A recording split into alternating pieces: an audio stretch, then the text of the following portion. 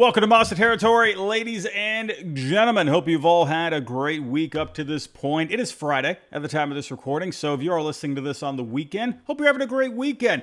But listen, we're still waiting for some juicy tidbits, some good rumors, some good news to be able to bite into. We're still in the early going of the offseason here. No surprise, you're not hearing too much up to this point. You got to kind of wait until after the GM meetings. We're going to be having those this coming week. That's kind of the real start to the offseason. That's when all the GMs, all the president of baseball operations, they break bread at their meetings, and then conversations start to get going a little bit. And then in about a month's time, you're going to have the winter meetings, and of course, that is the busiest time of the offseason. So, we're still, looking to get the wheels turning here. And we got something here today, that wasn't very surprising. Munetaka Murakami getting posted today. That was expected, but, we can finally start to get an idea, of what's going to happen with Murakami here. Could the Red Sox be a possible fit? They were mentioned by Mark Feinsand in his MLB.com article today. I'll go over a possible fit with the Red Sox, how I feel about it. I'll give you my thoughts on it. And we also got some mailbag questions to dive into. I got a few that I've picked out that I'm going to give you my thoughts on. So again, every week I'm going to be probably doing some kind of a mailbag episode. So definitely be on the lookout for those, both on Twitter and on the community tab here on Monster Territory. So let's get to it here, everybody. Let's get to it. If you can, before I get started, hit the like button, subscribe if you're new. We are trying to get to 6K by opening day. Let's start off with Mr. Murakami. What is going on with Munetaka Murakami here? Well, according to Jeff Passan, he was posted today. Japanese third baseman Munetaka Murakami will be posted by the Yakult Swallows of the NPB, reports Jeff Passan of ESPN. The slugger will have 45 days to reach an agreement with an MLB team beginning tomorrow. So again, 45 days. This isn't going to drag out like Roki Sasaki did. Remember with Roki Sasaki, he was, you could say, more of a prospect coming over, right? He was an amateur free agent coming over. So with him, there's a different circumstances there. But with Murakami, when he's posted, there is a certain window for him to sign. And if he doesn't sign by the deadline, he goes back to Japan. That happened with Tomoyuki Sagano a couple of years ago. People were wondering, where's Sagano going to land? He ended up not even going anywhere. And then eventually came over and he signed with the Orioles. So I don't think that's going to happen with Murakami. I think he will be signed. I've talked about Murakami at length on this channel. We all know what this guy can do. Lots of power from the left side. People say he's the Japanese Babe Ruth. I think that's a little far, but he's hit for a lot of power over there. Set the single season record for home runs in a season by a Japanese-born player with 56 back in 2022 at just 22 years old. That's quite the accomplishment. And hey, this guy's been hitting dingers left and right ever since then. The couple of years after that, the numbers did trickle on down a little bit. He did take a slight step back, but this year the numbers jumped way up. Hit 273, 663 on the slugging, had a 379 on base. He did miss time because of an injury. He had a couple of injuries in the early going. He ended up playing only 56 games overall, but he had 22 home runs over the 56 games. So that's a decent amount. They play over 140 games there in a full season. So yeah, he was on a very good pace. So Murakami, this guy can definitely do some damage, I think. Now, with Murakami, the one thing you got to look out for, the strikeouts. He's struck out a lot over in Japan. Sure, a lot of home runs, but there's a lot of swing and miss in his game, right around 30% over the last few years. A little under 30%. I think an average of around 29%. But that high of a strikeout rate in Japan with a smaller strike zone, that's not looking great for the major leagues. And I actually saw something this past weekend, I believe from James Shiano. He's actually on the Mets Up podcast, also with the Foul Territory Network. And he said, I believe the stat was against velocity, 93 miles an hour and higher, he was hitting under 100. So that's also something a little, to me, I feel like once you get yourself over to the major leagues, you look at guys like, Seiya Suzuki, right? There's going to be adjustments to be made, right? And you are going to see better velo in the major leagues over in the States, right? You are going to have some guys that definitely have some good velo over in Japan, but you're going to see higher. So I think eventually he'll be okay with that. But it's also the combination with the swing and miss, especially swing and miss in the zone. So wherever he goes, they're going to have to iron that out. They're going to have to iron out the plate discipline a little bit. He can draw the walks, right? So that's not something that he's incapable of. It's more so making more contact, right? When he makes contact, it's hard contact, right? The batted ball profile is off the charts with him.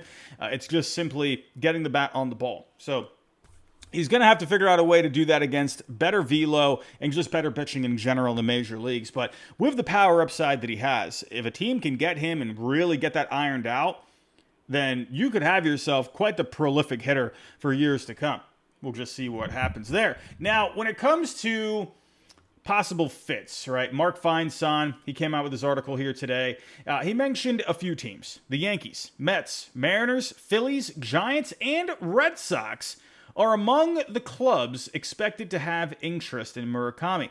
I'm very surprised that he did not list the Padres, to be honest with you. The Padres have scouted him. Mark Feinsand, listen, no disrespect to Mark Feinsand, but he has been pretty hit or miss over the last few years when it comes to reports. I don't know. So when it comes to these teams that he listed, sure. But I think leaving out the Padres, I'm not sure about that one because they really need some power over there. Preller has scouted him quite a bit, and that's a team on the West Coast. He didn't even mention the Dodgers, which I'm not surprised about with the Dodgers because really, where do you play him there, right? Max Muncy just opted back in.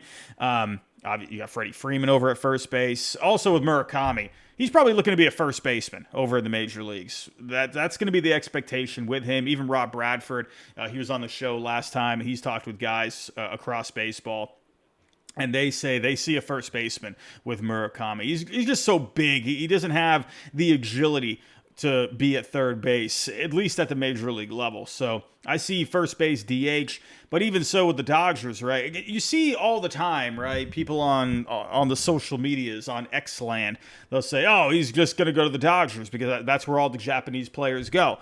Well, this one, I don't think so, because you got Muncy at third, you got Freeman at first, and obviously you got the best player on the planet right now in Shohei Ohtani DHing. So I don't really see a fit with Murakami there, unless they say, hey, we'll put you in the minors. I don't know. So it just doesn't feel like a fit. But the Yankees, sure, I could see that. The Mets, I do see a fit there as well if Pete Alonso goes elsewhere. The Mariners, they're going to need something over at first base, third base with Josh Naylor, Eugenio Suarez becoming free agents. Could they just bring back Josh Naylor? I think that could end up happening. I think the Mariners historically don't spend a ton of money. Sure, they spent big on Robinson Cano way back when, but not really a whole lot since then. I could see Munetaka possibly. I think for a contract, you're probably looking at something maybe like the 150, probably like 180 range. I could see that because he is young, so he is going to get him. I think he's going to get himself a longer contract, maybe like 7-8 years. So I could see that maybe around like an 18 to a $20 million AAV, something along those lines. So I could see like 160 possibly. I think that's possible. But also the Phillies, I could maybe see that as well. You got to figure out here what's going to happen with Kyle Schwarber.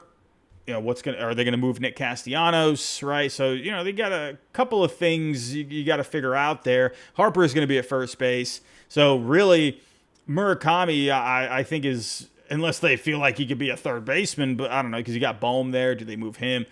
But I think more so you would see him as the DH if the Phillies went after him, if Kyle Schwarber ended up going elsewhere. And then the Giants, I don't see the Giants. This is why I like Mark Feinsand. Why are you listing the Giants when they have Rafi over at first? Third base, again, I don't see him playing third, but you have Chapman there anyway. And they got Bryce Eldridge coming up, one of the top prospects in the game. So I'm not really sure why he's listing the Giants here and no Padres. I don't really understand that personally. The Giants I don't really see, but the Red Sox, there could be a fit with the Red Sox here, right? I mean, if you're looking at this Red Sox lineup as of right now, okay, first base, well, We've all talked about it with Tristan Casas, right? Tristan Casas, that he is a big question mark for 2026. You just don't know what's going to happen, with the rehab. How's he going to look? How's he going to respond? Let's say he does come back. What's the performance going to be like? I could see Casas being a guy that spends the majority of the year down at AAA, right? Really just getting those at bats. He missed a lot of time last year. It might do him some good to spend an extended amount of time at AAA if he does end up coming back healthy, right? So, could you see Murakami at first base? Yeah, for sure. I obviously it fits on paper, and if not at first base, if Casas is going to be good to go more so in the early going and he ends up coming back, well, then you look at DH, Masataka Yoshida, right? He's a question mark here too. What do you do with Masa? What do you do with him? He's got 2 more years left on the contract. I do think they're going to try to find a way to move on. Yes, he looked good after he came back. Well, it took him a little time, but he eventually looked good in the month of September, came up with a big hit in the postseason. But you could use more power in the DH spot. So I think you can find a fit for Murakami. I just don't see it, though. I think for the Red Sox, they would rather have someone that doesn't have as much swing and miss. The Red Sox, historically, over the years, they've gone after guys that have good hit tools, right? And they look to develop that power. Like Roman Anthony, for example, right? Roman was a guy that showed good plate discipline when they were scouting him and ended up drafting him. But he also made that hard contact. So they saw those good things with Roman, right? And they saw a lot of projection with him moving forward, right? With Murakami, he has that swing and miss where the Red Sox, yes, the Red Sox have had a lot of strikeouts in the last couple of years, but I don't think they would rather go for someone like Murakami who already has a ton of strikeouts. Sure, could they improve it? Yeah, but I think they would rather have more of a floor, if that makes sense. I don't know. Murakami, I don't like the fit of it, especially because you don't know what's going to happen with Casas. Now, if you bring in Pete Alonso, you could still make that work because Alonso can play first, and if Casas comes back, he can be your DH. I guess you could do the same thing with Murakami, put Murakami over at first, and if Casas comes back, they can just, DH. But I like the righty-lefty combination. If you brought in Alonso, it gives you that other right-handed bat. I just think with Murakami, that's another thing too. Being left-handed, you're just very heavy with the lefties right now, right? I do expect Bregman, like I've said a million times, I expect Bregman to come back. But it's just another lefty you're adding, right? And if I'm going to add a lefty power bat, I'm going after the guy that's proven himself in the major leagues. That's one of the best bats in all of Major League Baseball right now, and Kyle Schwarber. That's the guy I would rather go after. And honestly, that's kind of the feeling that I get with the Red Sox right now. They're in that window now. They're ready. They took a big step forward this year. They're looking to take an even bigger step next year over the next few years. I think they would, at this point, instead of taking a chance on someone, they would rather go for a sure thing. If it ends up being a fallback option, let's say, Schwarber, Pete Alonso, they're off the board. Let's say they both end up just going back to their teams, the Mets and the Phillies, and the Red Sox got to make some kind of a pivot. Then, I could see Murakami at that point. As always, with the offseason, you have a ton of dominoes. One domino falling one way could change the entire complexion of the offseason, right? So I think Murakami, if anything, is more of like a plan B, I would say. I think guys like Alonzo, Schwarber, proven guys that you can put in the middle of the order and they're going to be okay and they're going to succeed, right? With Murakami, he's a big wild card. So that's my thing. I just think there's too many question marks. I think the Red Sox prefer a better hit tool from the get-go. I think they prefer less swing and miss. I don't know. It's just too much to work off of, and it's especially for a team that's really trying to get themselves moving forward here. Now, for a team like the San Diego Padres, I think that makes a lot of sense where, the Padres, they've been in this window now for a few years. I think they're at a point now where maybe they could try something new. And they could take a chance on someone like Murakami. And they need power, right? The Red Sox need power too. But again, I think they need more proven power. I think with the Padres, that would be a better fit overall because I think they're at a point where they can try something a little bit different. And they have the geographic advantage out on the West Coast. They have scouted him. I think it makes a lot of sense. They need home runs in this lineup. They ranked near the bottom when it came to home runs last year. And his power at a picture-friendly park at Petco Park, I mean, yeah, that would clear. I mean, you wouldn't even have to worry about that, whether or not, he would get enough balls out. No. When that guy gets the bat on the ball, you got a home run, or a good chance of a home run. So I think Petco Park, you don't got to worry about that. I think it's a good fit for the Padres. That's my prediction. I could see a team like the Mets possibly. David Stearns, he's a guy that's always looking for value. I don't know. I think for the Mets, they're not, at least to me, not as great as a fit as the Padres, but I could see it. But I think for the Mets right now, they need more floor, kind of like the Red Sox. Coming off a disappointing year, I think taking a chance on Murakami, I don't know. I don't really see it unless Stearns feels like he can get himself a good deal. But I think the Mets, they need to try some different things. They need to kind of tweak some things, especially adding some. That's another thing, too, with the Mets. They need to add pitching. That's the big focus they need for this offseason, where the Padres need to focus on that, too. But the Mets, they kind of need to worry. And they also got some in-house options, too, that could cover first base and DH, right? I think they could use another bat. But Murakami, would the Mets want to take a chance on someone like him after the disappointing year that they had, with the expectations that they have, with the payroll that they have? It just feels almost like the Red Sox in a way, right? Where it's like, I think they would rather kind of go for sure things, but at the same time, I could see Stearns being creative, right? And going for different, like Kazuma Okamoto, I think would kind of fit the bill a bit more for them because he has a higher floor. I think for the Red Sox too, I think I would prefer Okamoto over Murakami, just to point that out, because he has the better hit tool. He pulls the ball extremely well. He doesn't strike out really a whole lot. He walks more. I think Okamoto would be a better fit for the Red Sox if they were to take a chance on someone. I think so for the Mets too. Again, with the Padres, I think because they need that power, then maybe that could be a pretty good fit, right? Murakami going there. Maybe even Okamoto. One of those guys I think could be pretty good. But Murakami has the better upside that I could see AJ Preller wanting more. Where with David Stearns, I think you would prefer the higher floor, but with Okamoto, he has more versatility. He can play first, third, outfield as well. David Stearns likes that. So that's kind of where I'm leaning with the Padres. Sure, could you maybe see a team like the Angels get involved? Anthony Rendon, he's pretty much a lost cause at this point. I don't know how much they're even going to count on him. Could you put him at third base? Again, I think he's a first baseman, but they got Seanwell over at first. And DH, I think that's where they would like to keep Trout more often to keep him healthy. Could you see them maybe getting in the mix? Possibly. I don't know. That's kind of just where I'm at. Getting back to these teams, the Phillies, I think, are interesting. I think it depends on what happens with Schwarber. I think the Mariners make sense too. Sure. And they like power over there. So maybe that could work. But would the Mariners are a team that has struck out a lot.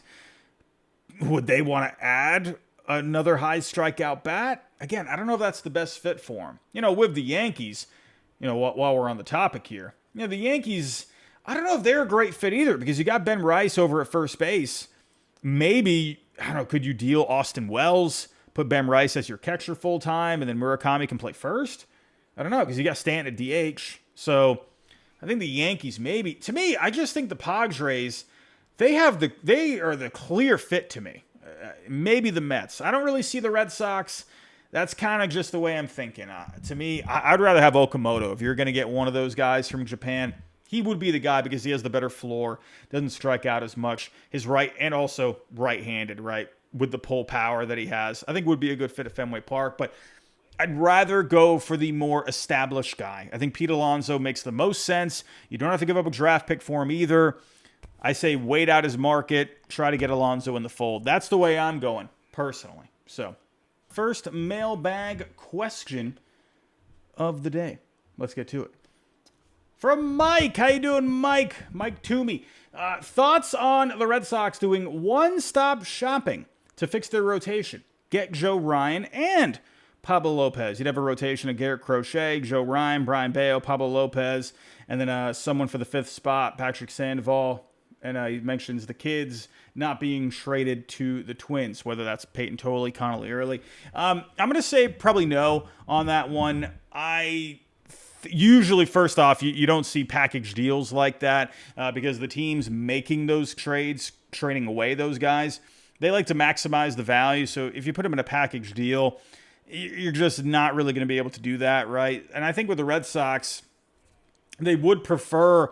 I have mentioned the possibility of them maybe going after a free agent starter along with a trade. You'd have a lot of depth, but if you're really looking to maximize the top of the rotation 2 through 3, then maybe you can go after, say, Joe Ryan or one of the other trade options out there like Mackenzie Gore possibly, and then add a 3. Shane Bieber's off the board now. I was thinking maybe he could have been a guy they go after, but like a veteran guy, like a Chris Bassett, possibly, someone like that. I don't know. I don't see. I like the idea, right? Pablo Lopez. Hey, I would absolutely like to bring someone like that in, a guy that has proven he can eat a lot of innings and pitch effectively in the postseason, despite the shoulder injury that he had this past year. I just don't see the Red Sox doing that. I don't see that trade coming to fruition. Usually just don't see package deals like that. Moving on here. From Aiden. Will the Red Sox trade some of their pitching depth to fix the batting order and defense? Now, I think the first thing is, like we just mentioned, I do expect them to trade either Peyton Tolley or Connolly Early to land a more established guy.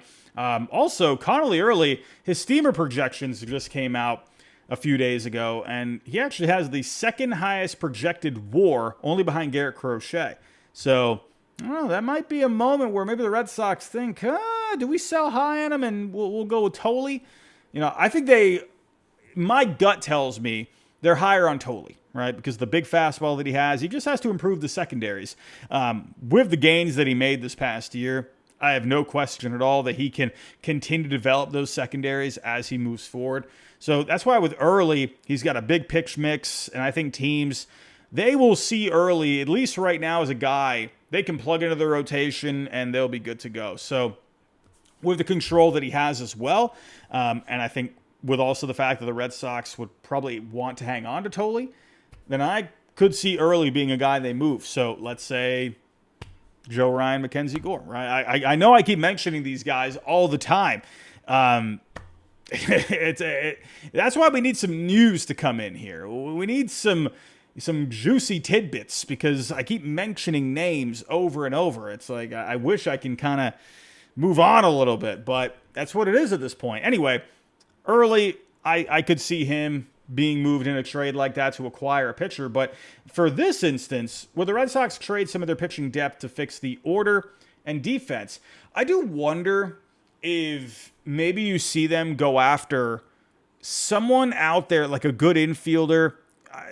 Bleacher Report, I'm never very high on Bleacher Report, but they did have a pretty decent idea of maybe someone like Mauricio Dubon, who's very good defensively, he can play multiple positions. Could you maybe go after someone like him as like more like a backup infielder? But to me, I think the best way to improve this infield is keep Bregman, and then Marcelo Meyer plays second base. Or Trevor Story plays second base, whatever the combination is.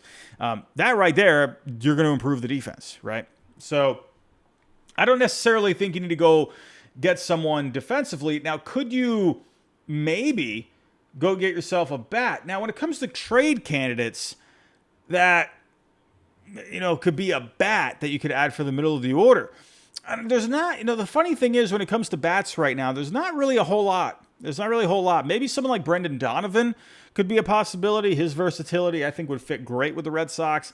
Could you maybe see them go after someone like Alec Burleson, possibly? If your first base options don't really, like Pete Alonso, again, he's at the top of the wish list, or Kazuma Okamoto, let's say both those guys end up not working out. Could you go after someone like Alec Burleson, who can play first base, some outfield too?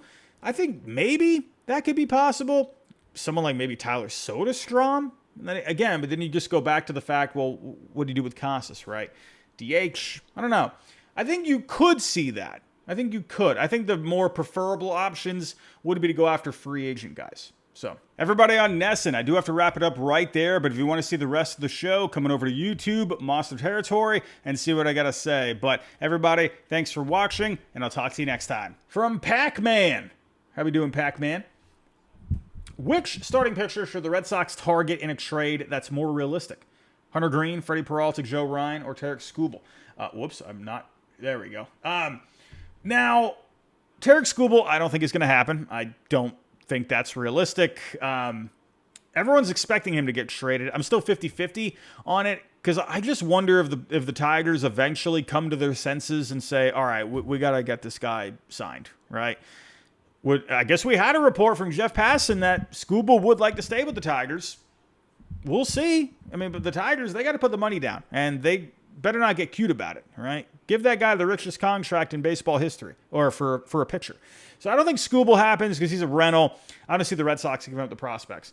Freddie Peralta, I think, kind of the same because he would just be a rental as well. I wouldn't mind someone like Peralta, but I think contract length-wise or control-wise, again, you'd only have him for a year. I think Joe Ryan, Hunter Green, or Mackenzie Gore, again, are the three guys. But we also had Rob Bradford come on in the last episode. He said that, Terry Francona, they were talking with him. And, basically he just said there's no way Hunter Green's getting traded. So, again, that wasn't really like an established thing. It was one of the Reds reporters, he asked Nick Kroll, whether or not, what's going to happen with Hunter Green. And the GM, he just kind of gave a non-answer. So it was more speculative. Hunter Green getting traded, I think, would be bonkers. Like, I said that from the get-go. If he were available, yeah, sure. So that's where I think it's either going to be Ryan or Gore. I think one of those guys make a lot of sense. They've obviously been connected with Ryan here for a while. And then you got Gore. The thing is, and I've talked about this too. I've mentioned this, and I'm sorry to keep repeating myself. Feels like every episode.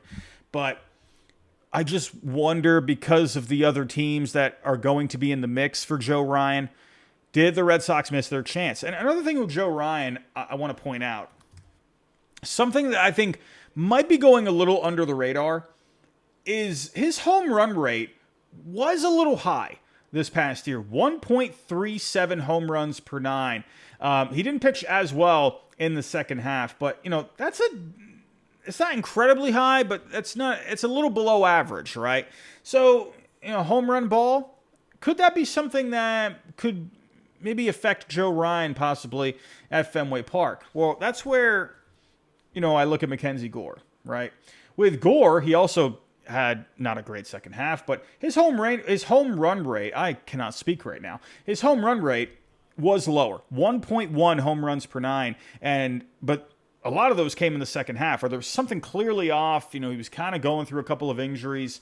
That's where I just wonder with Gore if he ends up being the guy. You got the Taboni connection. He knows the organization. You're kind of set up pretty well there. And with someone like Joe Ryan, if the home runs do become an issue here, we can actually pull up here over on StatCast. Let's see what the expected home run rate for Joe Ryan would be at Fenway Park. Now, Fenway, because of the Green Monster, tends to get lowered a little bit. But let's see. Would it go up at Fenway? Well, actually, it would say it would go down quite a lot. From 26 home runs this past year to 17 at Fenway Park. But I'm curious to see how many of those would have been doubles. I don't know. But with Ryan, when you're taking a look at the pictures that he has, let's try to navigate StatCast here. My goodness, I can never navigate StatCast. Here we go. He's got the fastball, right? 18 run value on the fastball. The Red Sox love a good fastball, right? Now, you might say, well, the Red Sox they've been getting away from throwing four-seamers. Well, that was a little different with Garrett Crochet, right? They were okay with him throwing the fastball. But with Ryan, you kind of look where, the secondaries, the curveball was pretty good, but that was his least thrown pitch at 4%. The sweeper, the splitter, the sinker, they were all in the negatives when it came to the run value. Now, with Mackenzie Gore, Again, the Red Sox, they like when, yes, that fastball, big strength for Ryan, but, not a whole lot of secondaries, or at least not a lot of great value with the secondaries. Now with Gore, his fastball was at a 0-run value. It was not a great pitch for him, but that's where I see the Red Sox, could they maybe have Gore, the curveball and the slider were very good with him this year. Did they maybe start working in a bit of a cutter a little bit with him? He didn't throw it too much, right around 5% this past year, but batters are only hitting 200 against it. Gore feels like a guy where they can alter his mix a little bit. He does get a lot of swing and miss already. He needs to work on the walk rate a little bit, 9.3%. That could definitely get improved, but I don't know. Again, the Taboni connection, the pitch mix that he has, I wonder if the Red Sox might be more intrigued with him. We'll see. We'll see about that. But let's get to one more question here. One more question. And where is it? This was an interesting one. From Braden Burbank. I like this one. Should the Red Sox invest in a Devin Williams or Ryan Helsley?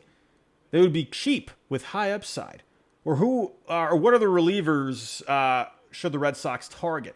Not a whole lot of talk on relievers. I like this conversation. I wonder, I've already mentioned it before. I do think the Red Sox need to go after a lefty, right? Could they bring Justin Wilson back possibly? Yes. He was good for the Red Sox this past year.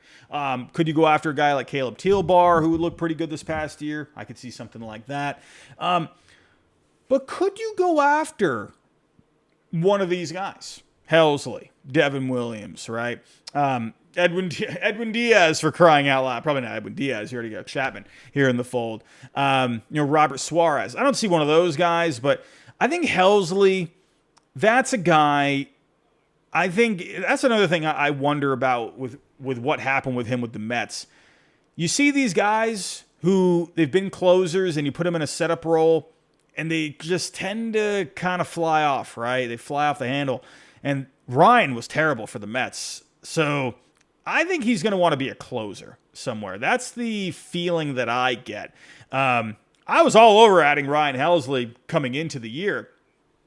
But then Chapman ended up being one of the most dominant closers in the game, so that went that. But as a setup guy, could Devin Williams be an option? I think the Red Sox would love to add a guy with that kind of a pitch mix, right, with the nasty changeup that he has. I think they would love to be able to get him more consistent. I wonder about the fact where Devin Williams, he feels, at least to me, he feels like, and this is not a knock on Devin Williams, right? We've just seen this with guys in the past. I wonder if he's just more of like a mid to small market kind of a guy, right? He went to Yankee Stadium and he definitely had his good spurts there, right? But he was very up and down. I don't know, but he was so good with the Brewers for so long.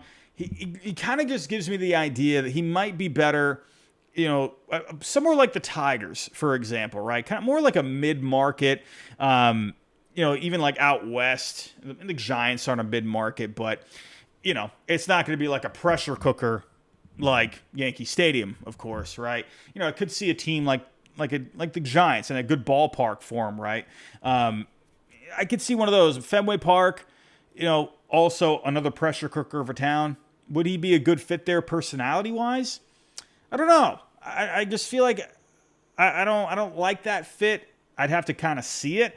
I do love the idea of bringing him in who could be another setup guy, but Garrett Whitlock looks so good in that role. I think they need to go after, again, a really good lefty to go with Garrett Whitlock at the back of the bullpen, right? That way you got two awesome options for setup. That's kind of the way I'm going there. That's the way I'm feeling. So Devin Williams, would I like that? Sure. I mean, I love that guy's changeup. I love a splitter. That's my favorite pitch, but a changeup is my second pitch because of Mr. Pedro Martinez, man. That was a good changeup. But Devin Williams, he's got a nasty one. Everybody, I'm going to wrap it up right there. That is all I got for today's episode. Again, we're still waiting for things to get moving here, right? Murakami, that was some news here today. What we all kind of expected it. Hopefully we can kind of get going here next week and we'll have a bit more to chew into. We'll wait and see. But I'm out of here, everybody. If you come on the way out, hit the like button, subscribe if you're new, and I'll talk to you next time.